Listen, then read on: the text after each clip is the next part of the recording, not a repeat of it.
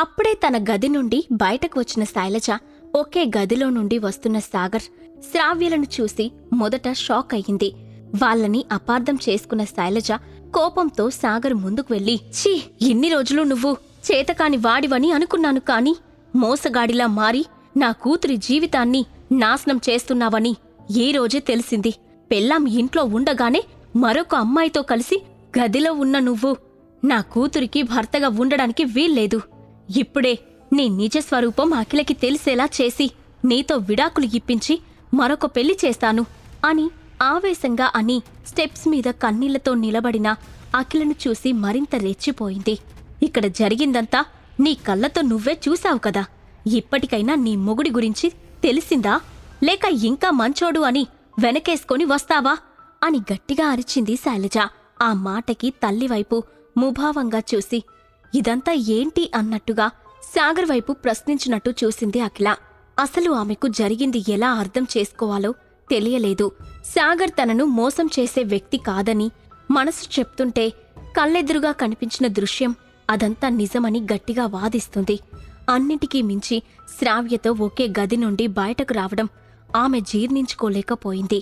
దాంతో సాగర్ కళ్ళలోకి తీక్షణంగా చూస్తూ, ఇన్నాళ్ళు నువ్వొక చేతకాని వాడివని బాధపడి నీలో మార్పు కోసం ఎదురు చూశాను. ఇప్పుడిప్పుడే నీ మీద నా మనసులో సాఫ్ట్ కార్నర్ మొదలైంది. కానీ ఈ రోజు నువ్వు అన్ని హద్దులు దాటి నా మనసును ముక్కలు చేయడమే కాకుండా నీ మీద నేను పెట్టుకున్న నమ్మకాన్ని పూర్తిగా నాశనం చేశావు. I hate you Sagar, I hate you from bottom of my heart. ఇంకెప్పుడు నీ ముఖం కూడా నాకు చూపించకు అని ఆవేశంగా చెప్పి ఏడుస్తూ తన గదిలోకి వెళ్ళిపోయింది అఖిల. అప్పటి వరకు షాక్లో ఉన్న సాగర్ తెలివిలోకి వచ్చి, నువ్వు నన్ను అపార్థం చేసుకున్నావు అఖిల, ప్లీజ్ ఒకసారి నా మాట విను, దయచేసి నన్ను తప్పుగా అర్థం చేసుకోకు అని అరుస్తూ ఆమె వెనుక వెళ్లాలని ముందుకు కదిలాడు. కాని అక్కడే ఉన్న శైలజ అతని ప్రయత్నం అడ్డుకొని, నువ్వు నా కూతురి దరిదాపుల్లో ఉండడానికి కూడా వీల్లేదు, వెంటనే ఇక్కడి నుంచి వెళ్ళిపో అని సాగర్ చేతిని పట్టుకొని లాక్కెళ్లి డోరు బయటకి తోసేసింది. శైలజ మాటలకి షాక్ అయిన శ్రావ్య జరిగిన నిజం అఖిలకి చెప్పాలని చాలా ప్రయత్నించింది. కాని అఖిల ఆమెకు ఆ అవకాశం ఇవ్వకపోవడంతో నిస్సహాయంగా ఫీల్ అయ్యి అక్కడి నుండి బయటకు కదిలింది. శైలజ ప్రవర్తనకి సాగర్ మనసు తీవ్రంగా గాయపడింది. అఖిలకి తన మీద నమ్మకం లేదన్న విషయం తను జీర్ణించుకోలేక బాధతో చేతిని గోడకేసి గట్టిగా కొట్టాడు. ఏదో తెలియని బాధ మనసును మెలిపెడుతూ ఉంటే, ఒక్కసారైనా నేను చెప్పింది వింటే నీకు నిజమేంటో తెలిసేది. కాని ఆవేశం నిన్ను ఆలోచించనివ్వలేదు. అసలు నేనేం చేస్తే నీ అపార్థం తొలగిపోతుంది అనుకుంటూ బాధపడ్డాడు సాగర్. ఇంటి నుండి బయటకు వచ్చిన తర్వాత ఏదో కోల్పోయిన వాడిలా శూన్యంలోకి చూస్తూ నిలబడిన సాగర్ను చూసి గిల్టీగా ఫీల్ అయ్యింది శ్రావ్య. ఐఎమ్ వెరీ సారీ సాగర్, ఇప్పుడు అఖిల ఆవేశంలో ఉంది, అందుకే మన మాట వినాలని అనుకోవడం లేదు. కొన్ని రోజులు ఓపిక పట్టు, నేనే స్వయంగా తనకి నిజం తెలిసేలా చేస్తాను, ట్రస్ట్ మీ అని చెప్పింది శ్రావ్య. ఆ మాటకి ఆలోచన నుండి బయటకు వచ్చిన సాగర్, నో ప్రాబ్లం శ్రావ్య, ఈ సిచ్యువేషన్ నేను హ్యాండిల్ చేసుకుంటాను, నీ ప్రమేయం లేనిదానికి నిన్ను నువ్వు బ్లేమ్ చేసుకోకు అని నిస్తేజంగా చెప్పాడు. సాగర్ పరిస్థితిని చూసిన శ్రావ్య, నీకొక ముఖ్యమైన విషయం చెప్పాలని అనుకుంటున్నాను సాగర్. నిన్న స్టోర్లో జరిగిన సంఘటన బట్టి నీకు యాంటిక్ పీసెస్ జడ్జ్ చేయడంలో అపారమైన నాలెడ్జ్ ఉందని నాకు అర్థమైంది. అందుకే నిన్ను మా స్టోర్లో చీఫ్ యాంటిక్ అప్రైజర్గా అపాయింట్ చేస్తున్నాను. నెలకి ₹1,00,000 శాలరీ ఫిక్స్ చేశాను. వెంటనే వచ్చి జాయిన్ అవు సాగర్, కనీసం అప్పుడైనా నువ్వేంటో కొంతమందికి తెలిసి వస్తుంది అని శైలజను దృష్టిలో పెట్టుకుని చెప్పింది. అయితే అప్పటికే గాయపడిన సాగర్ ఆమె ప్రపోజల్ రిజెక్ట్ చేశాడు. కాని పట్టువదలని శ్రావ్య అతనిని బలవంతంగా ఒప్పించి అక్కడి నుండి వెళ్ళిపోయింది. ఆ తర్వాత రోజులు వేగంగా గడిచిపోతున్నాయి.